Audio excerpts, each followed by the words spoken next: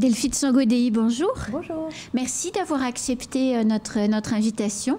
Vous êtes directrice générale d'Action Logement officiellement depuis hier, puisque c'est le jour du démarrage de cette nouvelle entreprise à Mayotte. Oui, en fait, je suis directrice générale d'Alma, oui. Donc qui est une filiale immobilière du groupe Action Logement. Alors, qu'est-ce qu'Alma à Mayotte? Alors, Alma est une entreprise sociale de l'habitat. Donc, c'est une société HLM, c'est-à-dire qu'on est spécialisé dans la construction et la gestion de logements abordables. Alors, est-ce que vous pouvez nous rappeler, Delphine Sangodéi, ce qu'est Action Logement? Oui, Action Logement, en fait, c'est ce qu'on appelait avant le 1% patronal. C'est-à-dire que c'est la contribution de toutes les entreprises de France, donc les entreprises de plus de 50 salariés. Sur la masse salariale, il y a 0,45% qui est prélevé. Et donc, c'est une participation de ces entreprises à l'effort de construction, qui est un système qui a été mis en place en 1953 et qui permet de financer et de développer des logements abordables, des logements sociaux pour les salariés et de leur offrir également des services pour les aider dans leur parcours résidentiel. Et c'est quoi ces services?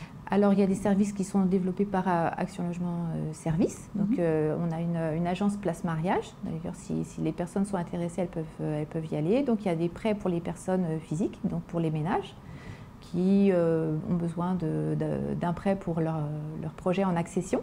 Donc, ils peuvent en faire la demande. Et également, pour les jeunes, on a ce qu'on appelle des garanties visales qui permettent de donner la garantie quand on va louer un logement. Appartement. Voilà, on a toujours besoin d'une garantie et souvent c'est un peu difficile quand on est un jeune. Et qu'on démarre dans la vie. Et qu'on démarre dans la vie, on a un CDD, c'est difficile d'apporter ces garanties-là.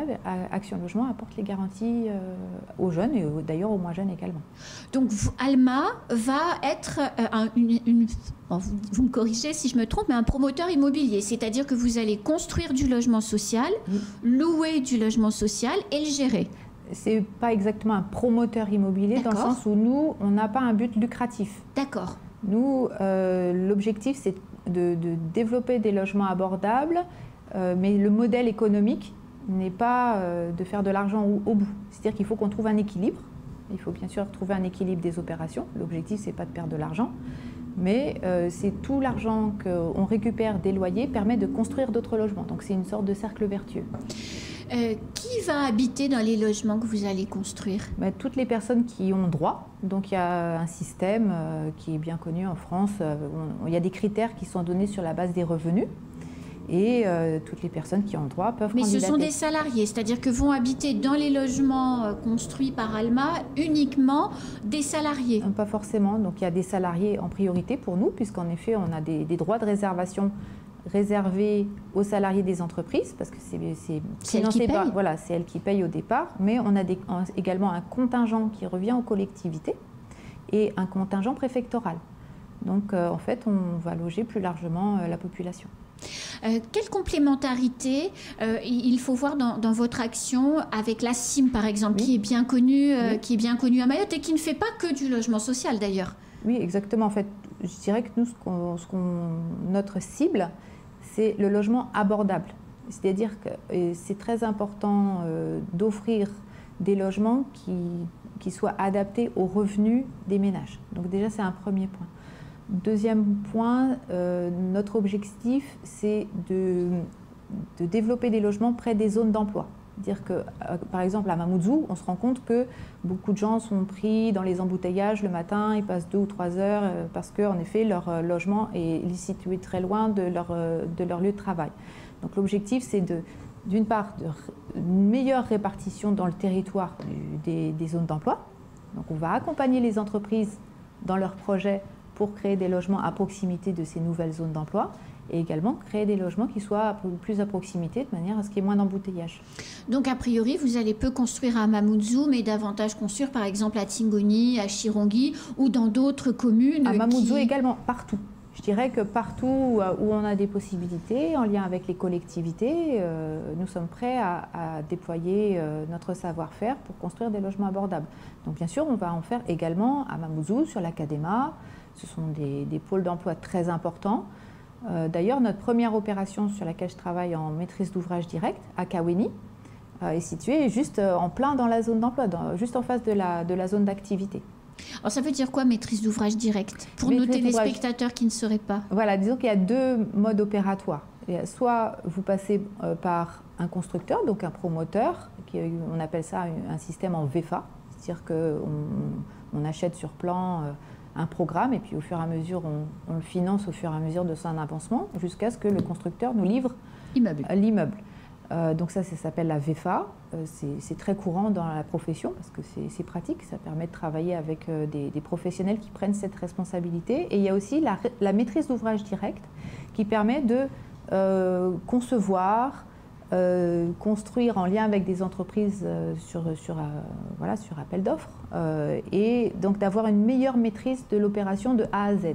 Et ça aussi, ça m'intéresse beaucoup parce que dans le cadre d'Alma, Action Logement, on a vraiment cette démarche de construire des logements adaptés à la demande. Donc je vais lancer une étude sociologique et architecturale de manière à bien comprendre les attentes des Mahorais, les attentes des actifs, des jeunes actifs, et construire des logements qui soient adaptés. Donc on va pouvoir créer des nouveaux produits. Donc quand vous dites une étude sociologique pour comprendre les attentes, oui.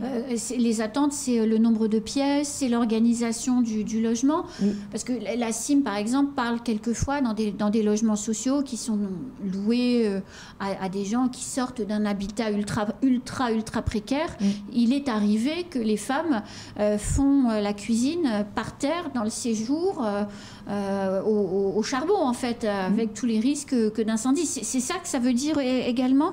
Disons que je dirais que c'est plutôt une question plus large. Par exemple, sur la question de la résidence jeunes actifs de Kaweni, cette étude sociologique va permettre de bien comprendre qui sont les jeunes actifs déjà. D'accord. Qui sont-ils?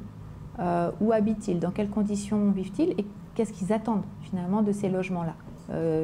On peut aujourd'hui réfléchir à l'habitat, pas seulement le logement. Il y a également la question des espaces collectifs, des usages qui sont très importants, le vivre ensemble dans l'immeuble, qui fait que c'est pas juste on habite chez soi dans son appartement, mais on vit ensemble, tous ensemble dans un immeuble et dans un voisinage. Et ça, ce sont des éléments qui sont importants à prendre en compte de manière à anticiper la bonne gestion de l'immeuble futur et à bien l'anticiper dès la conception. Quand on préparait cette émission, vous me disiez que l'ambition d'Action Logement pour Mayotte, donc le job d'Alma, oui. C'était de construire 5000 logements oui. Sur 10 ans. Oui.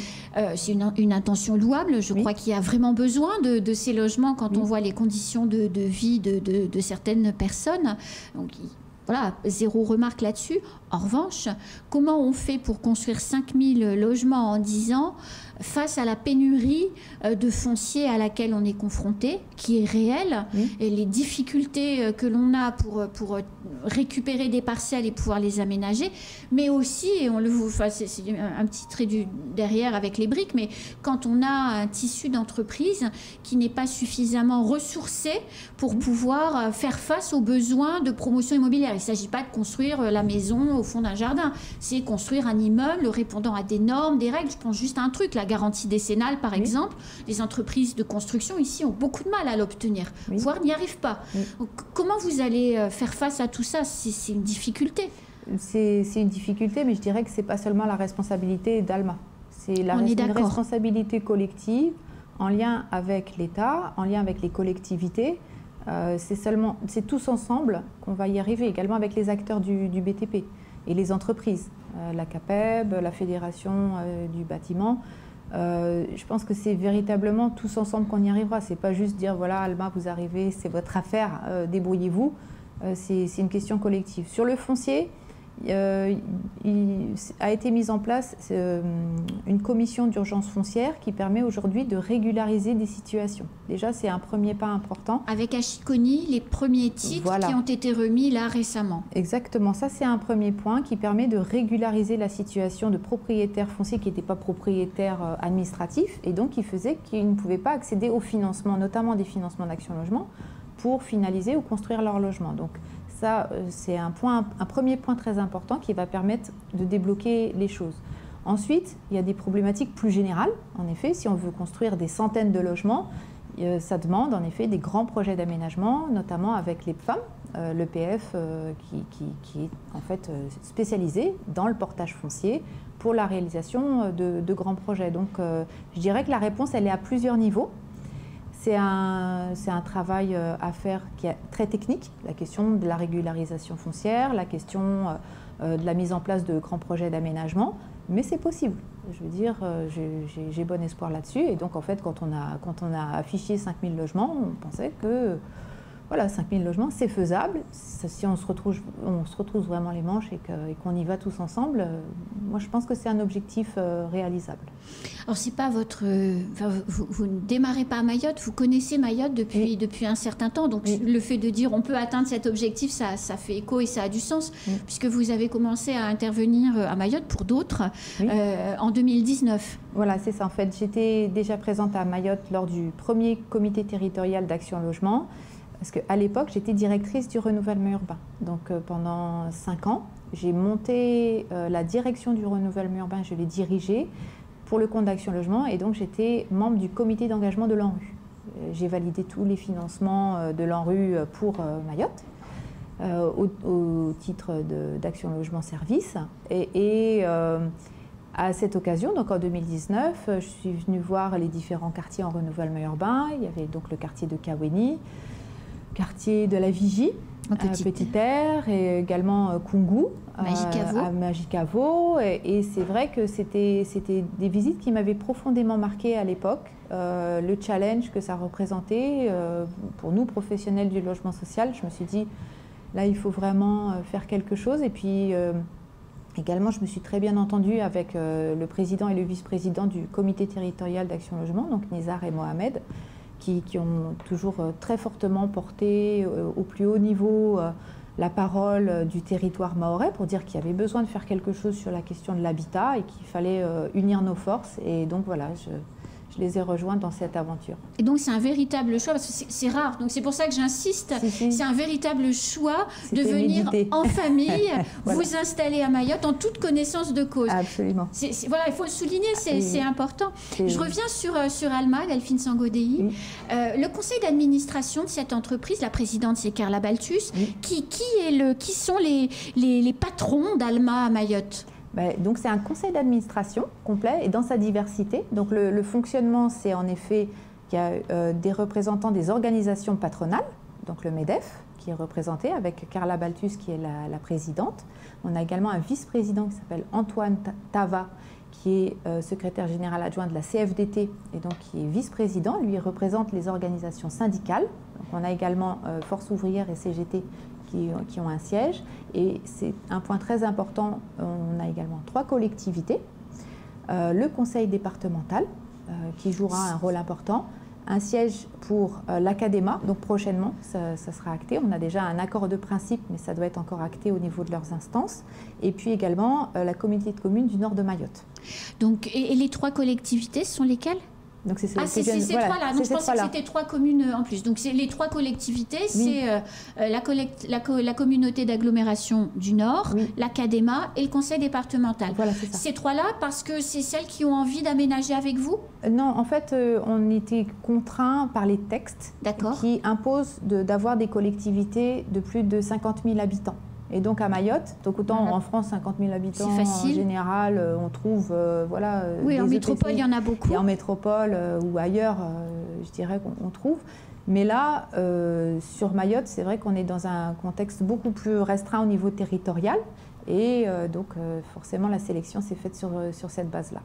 Et à côté d'Alma, Action Logement, la direction territoriale d'Action Logement, elle reste en place? Absolument. C'est Action Logement Service qui continue d'être en activité. Donc Place Mariage, on a cette agence-là qui va se développer, qui va développer les services aux salariés et également les attributions de logement. Donc c'est donc Lala qui est notre directrice territoriale qui participe à toutes les commissions d'attribution pour les salariés avec les réservations qu'on a auprès de la CIM, puisqu'on finance la CIM. Donc cette année, Action Logement finance la CIM à hauteur de 48 millions pour la construction de 500 logements.